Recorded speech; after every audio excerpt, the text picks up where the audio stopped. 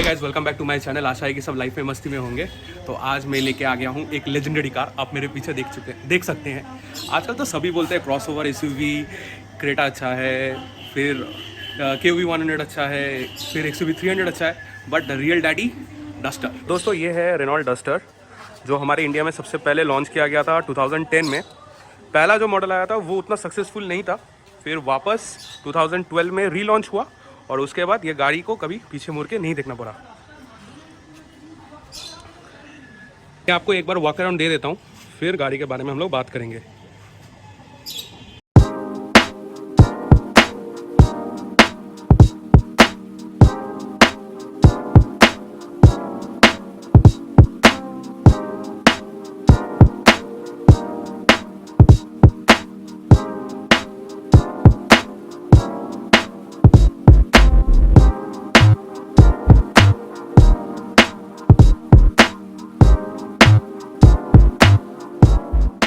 तो दोस्तों ये था एक छोटा सा वॉक अराउंड। ग्रैंडेड न्यूज़ अभी मेरे दिमाग में घूम रहा है। ये है रेनॉल्ट डस्टर का। रेनॉल्ट डस्टर हमारे इंडिया में रेनॉल्ट की तरफ से आने वाला सेकंड प्रोडक्ट था। पहला जो प्रोडक्ट था वो था रेनॉल्ट पल्स, जो बेसिकली निसान माइक्रा पे बेस्ड था। और ये उनका जो सेकंड गाड़ी था, ये बेसिकली 4x4 मतलब ऑल व्हील ड्राइव सिस्टम के साथ भी आने वाला क्रॉसओवर एसयूवी, साथ ही साथ 2 व्हील ड्राइव सिस्टम में भी ऑप्शन में अवेलेबल था। डस्टर की बात करूँ तो ये तो सबसे पहले इंडिया में लॉन्च किया था 2010 में, फिर वापस रीलॉन्च हुआ था 2012, और ये 10 साल के लिए हम लोग इंडिया में बिका अप टू 2022। फिर धीरे धीरे लो डिमांड की वजह से गाड़ी को डिसकंटिन्यू कर दिया गया। अगर मैं इंजन वेरिएंट्स की बात करूँ तो उस टाइम पे ये टोटल 2 वेरिएंट में आया करता था। एक था 85 PS और दूसरा था 110। आप जो सामने में जो मॉडल देख रहे हैं ये है मैनुअल में 85 PS वाला वेरिएंट, जो उस टाइम पे 9.22 लाख रुपीज़ ऑन रोड पड़ता था। अगर मैं डायमेंशंस की बात करूँ तो विड्थ है 1822 mm, आपको लेंथ मिल जाता था 4315 mm, हाइट है 1695 mm, व्हील बेस आपको मिल जाता था 2673 mm और ग्राउंड क्लियर्स रहता था 205 mm। और टोटल कर्व वेट की अगर बात करूं तो है 1248 kg। मैं अगर बूट स्पेस की बात करूं तो ये था 475 mm, और अगर रियर सीट आप फोल्ड करते हैं तो ऑलमोस्ट 1000 लीटर्स की बूट स्पेस आपको मिल जाता था। फ्यूल टैंक कैपेसिटी 50 लीटर्स को देखने को मिल जाता था। गाड़ी में अगर सस्पेंशन सेटअप की बात करूं तो सामने में आपको independent McPherson strut with coil spring और एंटी रोल बार, और पीछे में torsion beam axle with coil spring and anti roll बार।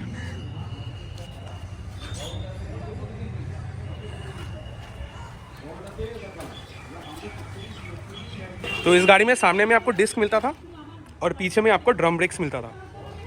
अगर टायर प्रोफाइल की बात करूं तो चारों टायर आपको 215/65/R16 का स्टील व्हील्स मिलता था। को डस्टर के साथ कुछ इस तरह की चाबी मिल जाता था, जहां पे लॉक अनलॉक की बटन और इसमें सेंट्रल लॉकिंग भी ऑप्शन अवेलेबल था। सामने की तरफ आपको halogen headlight with halogen indicators, chrome grille, ऊपर में आपको 2 वाशर, पीछे में 2 wiper, manual outside rear view mirror, chrome door handles, body में आपको इंडिकेटर मिल जाता था, ऊपर में रूफ रेल्स, पीछे में आपको रियर वाइपर या रियर डिफोगर का कोई ऑप्शन अवेलेबल नहीं था, बट यहाँ पे ग्रैब होल्डर मिल जाता था। सीट पीछे में कुछ इस तरह फोल्ड होता है। ओ सॉरी, ये पार्सल ट्रे है हमको लगा पीछे में सीट है। Actually this is a baby seat. खुला दफा। Nice nice, pretty nice. Company को तो ये OEM है baby seat. This is an accessory that came for around 7,000-8,000 bucks back in the day. Back in the day. आज के date पे पता नहीं बेबी सीट का 12। No, in nowadays we don't get this. The regulations have come into force, so अभी I don't guess they allow you to fit one more seat because it changes the configuration of the car as per the RC. But इसका मेरे पास bill भी है, this was fitted from the company, but this is for a child to sit. मतलब कोई adult को बिठा लोगे तो शायद वो comfortable नहीं होगा because there's not much leg space over here. Also काफ़ी नीचे है तो it's not very comfortable. Short. Nice. पीछे में अगर बैकलाइट की बात करूँ तो ये हैलोजन सेटअप में आता है। रियर डोर की बात करूँ तो पीछे में आपको मैनुअल विंडोज़ मिल जाता है। Only for the RXE variant. मेरा जो है बेस मॉडल है RXE। अच्छा, तो in the top model you can get variant you get power windows and also power operated outside rear view mirrors. तो पीछे का सीट आपको कुछ इस तरह मिलेगा 3 हेड रेस्ट के साथ, बट फिक्स्ड। सामने वाला एडजस्टेबल है। अगर मैं लेग स्पेस की बात करूं तो सामने का सीट मेरी तरफ है, मेरी तरह एडजस्ट किया हुआ है, तो इतना कुछ लेग स्पेस और हेड स्पेस कुछ इतना मिल जाएगा आपको। पीछे में आपको टोइंग हुक भी मिल जाता है। उस टाइम पे तो रिवर्स सेंसर, पार्किंग सेंसर नहीं आया करता था, बट ये एक्सेसरीज की ओर लगाया हुआ है। ये आपका फ्यूल फिलर कैप। चलिए आगे बढ़ते हैं ड्राइवर सीट की तरफ। तो ये RXE वेरिएंट है, इसलिए 2 ही पावर विंडो। आपको हैंडल मिल जाता है यहाँ पे। तो इतना कुछ आपका स्टीयरिंग व्हील रहेगा, 3 स्पोक, बीच में आपका हॉर्न, और ये स्पीडोमीटर, लेफ्ट में टैको, राइट में स्पीडो, बीच में सारा टेल लाइट, और ऊपर छोटा सा एक MID जहाँ पे आपको ट्रिप और ओडो दिखाएगा। 4 ठो AC वेंट मिल जाता है, 1 2 3 4। ऊपर में थोड़ा सा स्पेस। लेटर वेरिएंट्स में आपको 2 ऑडियो मिल जाता था, टच स्क्रीन वाला, नहीं तो पहले में आपको सिर्फ 2 ऑडियो ही मिलता था। नीचे manual AC, 2 cup holder, power outlet, 5 speed manual gear box, आपका हैंड ब्रेक। अगर आप लोग 4 wheel drive, all wheel drive system वाला लेते हैं तो उसमें एक यहाँ पे AWD का बटन भी रहता है, और अगर आप लोग ऑटोमेटिक लेते थे तो यहाँ पे एक डायलर मिल जाता था। तो ऐसा कुछ आपका ग्लव बॉक्स रहने वाला है। आजकल का कितना भी महंगा गाड़ी ले लो, 20 लाख के गाड़ी में भी आपको हाइड्रोलिक स्टर्ट्स नहीं मिलता है, और उस टाइम पे हाइड्रोलिक स्टर्ट्स मिलता है। ऊपर में इंसुलेशन भी है, और ये 85 PS का डीजल इंजन रेनॉल्ट की तरफ से आने वाला। ये है असली मायने में रियल क्रॉसओवर SUV, जो कि ना है 4 ऑल व्हील ड्राइव सिस्टम के साथ आता था, द रियल डैडी। तो दोस्तों ये है Renault Duster 2014 model, courtesy to my childhood friend Soham. तो एक छोटा सा मैं इनसे पूछ लूँगा, ये गाड़ी इन्होंने जो लिया है वाई डस्टर, क्योंकि ये जो i20 है, ये फर्स्ट जेन i20, ये भी बहुत प्यारा मॉडल है। हाँ, इसके बारे में भी होगा रिव्यू बाद में, but why Duster? I had this car in my garage already. एक पेट्रोल कार तो था, बट मेरा एक्चुअली पोस्टिंग डिस्ट्रिक्ट में, I had to cover like 5 districts. I was into that segment. इसलिए मुझे एक हेवी डीजल गाड़ी चाहिए था, जो कि रात को चलाओ, दिन में चलाओ, हाईवे पे टूटे फूटे रोड पे चलाओ, कोई फ़र्क नहीं पड़ता। That is why I choose the Duster. And frankly I have been to a lot of places in this car. I have driven this around 21,000 kilometers in the last 6 months। पहाड़ों पे भी गया हूँ, टूटे फूटे रास्तों पे, non existent heavy steep incline. इस गाड़ी ने मुझे कभी प्रॉब्लम नहीं दिया, with being 2 wheel drive. Yeah, despite being 2-wheel drive. The reason being that this is not a car which goes very fast. Honestly, 85 PS में उतना ज़्यादा मतलब टॉप एंड स्पीड या एक्साइटिंग टू ड्राइव नहीं है। The advantage of this car is कि ये इतना प्लांटेड रहता है, the stance of this car, the heavy chassis of this car, और इसका जो टॉर्क मिलता है इसके साथ, this can easily carry 4 people along with a boot full of luggage. Easily पहाड़ों पे चढ़ भी सकती है, कहीं भी चल सकती है बेसिकली। एंड सब कुछ के बावजूद भी मैंने घर शिफ्ट किया था आसनसोल से कोलकाता, दैट्स लाइक 260-270 किलोमीटर्स। मेरे रेयर सीट को फोल्ड करके उसमें माइक्रोवेव, एक मीडियम साइज़ का फ्रिज, मेरा जितना भी बर्तन था, सारा लगेज, सब कुछ था। इट वॉज लोडेड कम्प्लीटली, मतलब रेयर सस्पेंशन बैठ गया था almost. My father was sitting in the passenger seat and I was driving. Just for your reference, me and my father both are above 90 kgs of weight. तब भी गाड़ी ने मुझे 21.2 kilometre पर लीटर का माइलेज दिया डीजल में, and that is one big advantage that you have with this car. It's totally versatile. तो सारा तो बात हो गया डस्टर के ऊपर। मेरे साथ उसके जब भी मिलते हैं हम लोग सिर्फ गाड़ी के ऊपर ही बात करते हैं, क्योंकि हम लोग को ओल्ड स्कूल गाड़ियाँ ज़्यादा पसंद है, बट कभी कभार प्रैक्टिकलिटी के लिए न्यू कार हम लोग को चाहिए होता है। तो मैं एक बार आपका इसका इंजन स्टार्ट करके मैं सुना देता हूँ। हल्का हल्का रेस दे।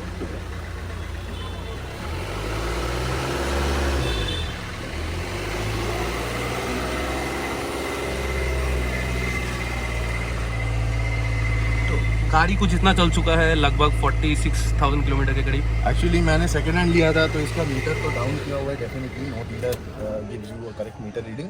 मैंने सर्विस रिकॉर्ड चेक किया तो this is 1 lakh plus run. तो this a reliable car. This is a very reliable car. इसने कभी मेरे को हाईवे पे नहीं फंसाया, always give me great mileage. And frankly एक ट्रिप पे गया था मैं, टू लामाहाटा, उसमें मेरा थोड़ा ना इंजन ऑयल कंजम्पशन हो रहा था उस टाइम पे due to leakage in the turbo. तो मैंने इसमें ट्रैक्टर का मतलब मुझे हाईवे पे आसपास कोई दुकान नहीं मिला, that was middle of the night, 3 बजे होगा। एक पेट्रोल पंप में लोगों को जगा के मैंने ट्रैक्टर का इंजन ऑयल खरीदा ताकि चल सके गाड़ी, एटलीस्ट सिलीगुड़ी पहुंच जाए। I poured tractor engine oil into it and वो गाड़ी आराम से चली। देन आफ्टर रीचिंग सिलीगुड़ी मैंने बस मोबाइल ट्रेन किया, वो लीकेज में कैस्केट चेंज हुआ, bam, it was back. It's a superbly reliable car and it's readily available in the used car market. You can always opt for this car if you have a budget of around 2.5 to 3 lakhs. You can get a good example.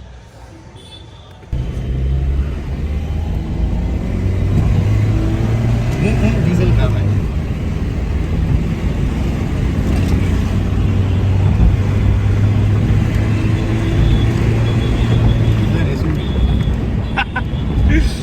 By pretty nice, bro. Pretty nice. It still has the charm. It drives like a car, but goes like an SUV. मतलब हम लोग जो cars वाले film नहीं देखते थे, sting like a beamer, float like a Cadillac. ओ भाई, एंजॉयिंग ब्रो, एंजॉयिंग। देखो भाई, आजकल के मॉडर्न के जमाने में सब ईवी के पीछे पड़ा हुआ है, but this things has some old, मतलब ओल्ड स्कूल चार्म। ये सब गाड़ी में अलग ही प्यार है। And frankly, if you are an EV person, you won't like this car. But अगर आपको वो रॉ फील पसंद है कि भाई 80 के स्पीड में हाईवे पे क्रूज करना है without a sweat, without a single effort. मैंने पूरा दिन ऑफिस करने के बाद almost 22 hours with only 1 stop drive किया है, तो I never felt fatigued in this car frankly. I don't know, maybe because I am into classic cars and stuff, but I think a lot of the enthusiasts in this community will enjoy this particular feel, क्योंकि इसमें जो body roll है, इसका जो turbo spool करने के बाद जो गाड़ी खींचती है, वो क्या कहते हैं डीजल गाड़ी के केस में टॉर्क, तो वो देखा जाए तो it's a pretty good car to drive on the highway. Aniket, how are you enjoying? I am enjoying, bro, but unfortunately I am in a city that I'm not getting the full potential of this car.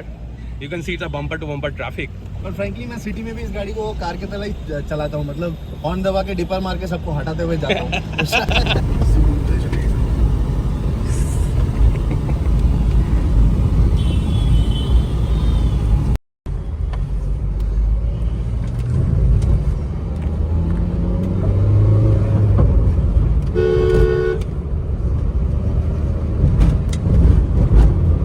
अभी हम लोग निकले थे, थोड़ा सा हम लोग गाड़ी के से राउंड मारे, गाड़ी के बारे में बात किए। ये जो गाड़ी था ना, एक रियल मायने में एक छोटा सा मिनी एसयूवी था। मतलब बोलेरो जैसा था ना, कि बोलेरो में भी पहले 4x4 आता था, अगर वो गाड़ी भी अगर आ गया ना बोलेरो में, तो मैं सच बोल रहा हूँ, ऐसे बहुत जन कार एंथुसियास्ट है जो लोग आज के डेट में मॉडर्न जो 4x4 वाला गाड़ी है वो ले तो लेते हैं, क्योंकि वही एक गाड़ी है जो कम पैसे में अवेलेबल है। मैं नाम नहीं लूंगा गाड़ियों का, बट अगर बोलेरो अगर 4x4 में लॉन्च हो गया वापस, डस्टर वापस आ गया ऑल व्हील ड्राइव के साथ, तो मतलब बहुत जन ऐसे हैं जिन लोग को, मतलब अगर मैं अपनी बात करूं तो आज के डेट में अगर मेरे को ऑल व्हील ड्राइव गाड़ी या 4 व्हील ड्राइव गाड़ी लेना है, तो या मेरे को जिम्नी लेना पड़ेगा, जो मुझे मतलब पर्सनली पसंद नहीं है, बहुत ही छोटा गाड़ी है, बहुत अजीब सा देखने में है। और अगर थार लेना है 18-20 लाख रुपए कम से कम देना ही पड़ेगा। तो वहीं अगर बोलेरो आ गया 4x4 में, या डस्टर आ गया ऑल व्हील ड्राइव सिस्टम के साथ, तो मतलब 15 लाख 14 लाख में भी एक सपना जो एसयूवी का चाहिए ऑल व्हील ड्राइव सिस्टम के साथ। पे मतलब प्राइसिंग पे बात करें, sorry to again interrupt you, पर मौका मिला है तो इस पे बात कर ही लेते हैं। आप ये इमेजिन करो, आज से 10 years ago a full size SUV where you could comfortably seat 5 people, load all your luggage, आप ऑफिस ले जाओ, ट्रिप्स पे ले जाओ, बंदी को घुमाओ, जो कुछ करो, you would get that for around 8 to 10 lakhs, which is feasible, I believe. आज के डेट पे थार जैसी एक लाइफस्टाइल कार जो कि 4 सीटर है, costing you something around 20 lakhs for the top variant, which I think is very overpriced मेरे ख्याल से। तो आज के मार्केट में if they bring back Duster, they're not going to price it cheap, ठीक है, they're going to price it pretty heavily, but I think that they, in order to survive in this particular market, Duster को अगर पुराने Duster के हिसाब से बनाया जाए, तो just a suggestion to Renault, if it ever reaches you, please do not kill the feel of this car. जो feel है उसको रखो, creature comfort जो है आप दे दो, climate control, ventilated seats, maybe a little more nitty-gritties, जैसे एक infotainment system जो कि इस Duster में नहीं आती थी। So you can see I have fitted a 2-din system from the local market.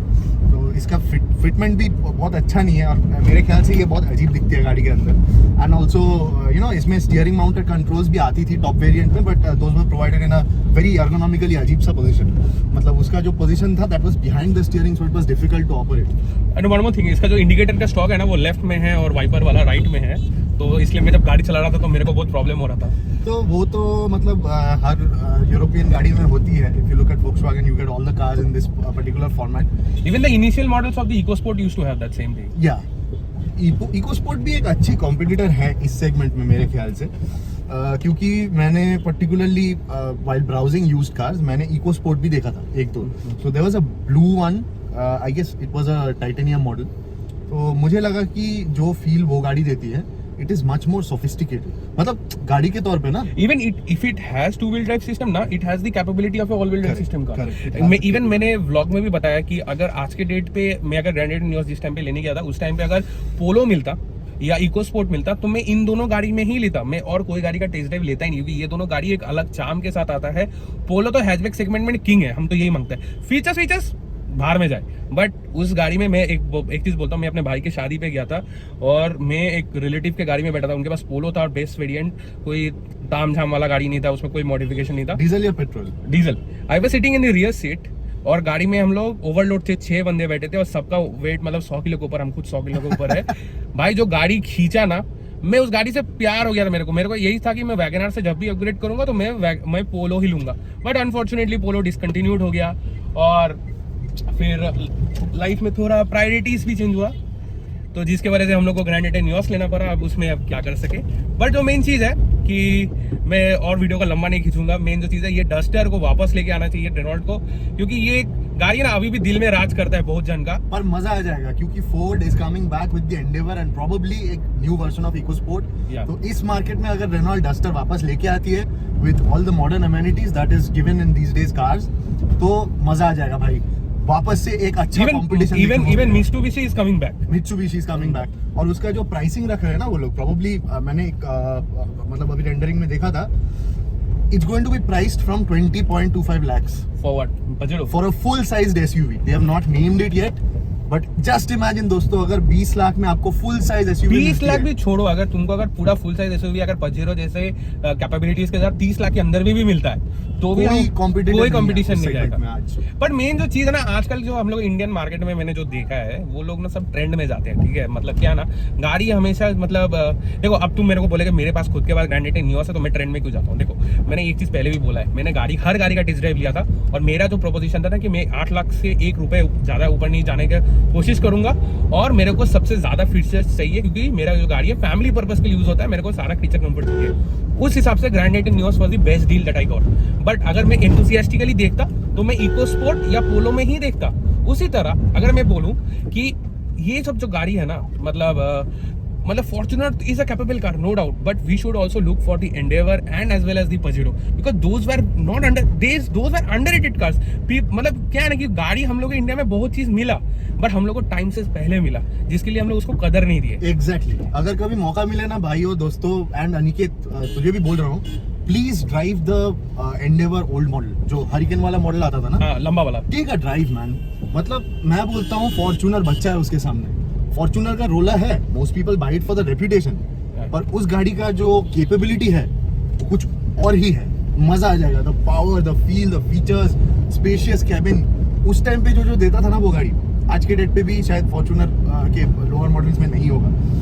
तो you should always opt for the other options as well. ऐसे डस्टर की तरह कैपेबल गाड़ी को अंडरमीन करना नहीं होगा। देखो रेनॉल्ट ने डस्टर को रिवाइव करने का कोशिश किया था, मैं सच बोलूं तो एक गाड़ी लॉन्च किया था कैप्टर, जो भी ऑल व्हील ड्राइव सिस्टम के साथ आता था, but that car was never appealing, ठीक है। मैं थोड़ा ज्यादा ही सेटल कर दिया। हाँ, वो कुछ ज्यादा ही सोफिस्टिकेट, इतना सोफिस्टिकेशन नहीं पूछा था किसी को। तो मेन जो बात है कि हम लोग अगर मिलते रहेंगे हमर सोहम, तो गाड़ी से लेकर बात होता रहेगा। मैं ऐसा एक सीरीज में एक ही बात लाऊंगा जहाँ पे हम लोग ओल्ड कार जो डिसकंटिन्यूड हो चुके हैं बट हम लोग का दिल में आज भी राज करते हैं, तो वो सब गाड़ी के बारे में डिस्कस होता रहेगा, आप लोगों के साथ मैं शेयर करूंगा। अगर आप लोग को भी ध्यान में ऐसा कोई गाड़ी है जो गाड़ी मतलब डिसकंटिन्यूड हो चुका है बट दिल में राज करता है, तो मेरे को कमेंट कीजिएगा, मैं आपके साथ वीडियो में शेयर करूंगा। अगर आप लोगों को if you like old cars from this particular series, अगर आपको एक ओजी जिप्सी का रिव्यू देखना है, कोई ब्लॉग देखना है, तो please do let us know in the comment section, because we are planning to bring something back उस तरह का। तो मुझे लगता है वो इंटरेस्टिंग सीरीज होगा, नहीं क्या? या may be. maybe what maybe it has to be. ठीक है, यूजर फीडबैक से पता देख चलेगा। मेरे एक दोस्त है, उसके पास एक he has a very special cars, old school cars, but he has a very special cars.